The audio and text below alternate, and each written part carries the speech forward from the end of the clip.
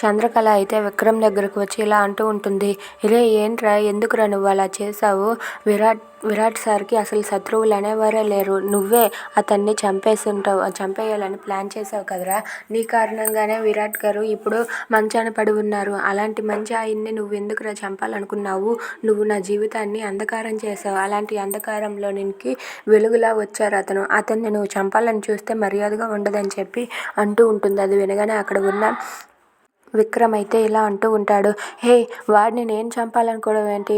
నేనే ఆ పని చేయలేదు అని చెప్పి అంటాడు. అది వినగానే అక్కడ ఉన్న చంద్రకళ అయితే లేదు, నువ్వేరా ఆ పని చేసుంటావు, నాకు తెలుసురా నీ సంగతి, నువ్వే ఆ పని చేసావు అని చెప్పి అంటూ ఉంటుంది. అది వినగానే అక్కడ ఉన్న విక్రమ్ అయితే నేను ఆ పని చేయలేదు, కానీ వాడికి శత్రువులు ఎవరూ లేరు అంటున్నావు, అయినా సరే వాడికి ఇలా జరిగిందంటే అంటే ఏదో జరుగుతూనే ఉంటుంది.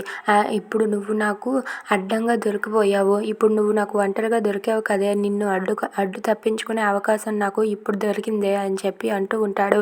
అది వినగానే చంద్రకళ ఒక్కసారిగా షాక్ అయిపోయి అలా ఉండిపోతుంది.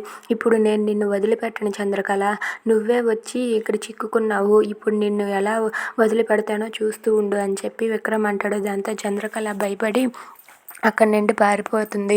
ఇక విక్రమ్ తన వెంట పడటంతో తను కిచెన్లోనికి వెళ్ళి దాక్కుంటుంది. ఇక కిచెన్లో అక్కడ దాక్కోవడం చూసి చంద్రకళ ఎక్కడ ఉన్నావు? హో, ఇక్కడ ఉన్నావా? ఇప్పుడు నిన్నెవరు కాపాడుతారే? ఆ విరాట్ గడు మంచం మీద ఉన్నాడు కదా కాపాడటానికి, ఇప్పుడు నిన్ను కాపాడడానికి వచ్చేది ఎవరు అని చెప్పి అలా చంద్రకళ దగ్గరకు వెళ్తూ ఉంటాడు. ఇంతలో చంద్రకళ అక్కడ ఉన్న కర్ర తీసుకొని తనని కొట్టబోతూ ఉంటుంది. అలా కొట్టబోతూ ఉంటే దాన్ని విక్రమ్ అడ్డుకొని ఆ కర్రను అయితే విసిరేస్తాడు.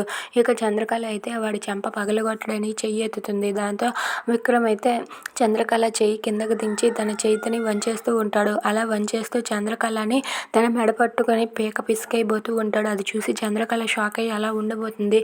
వదలు అని చెప్పి అంటూ ఉంటుంది. Please subscribe our channel.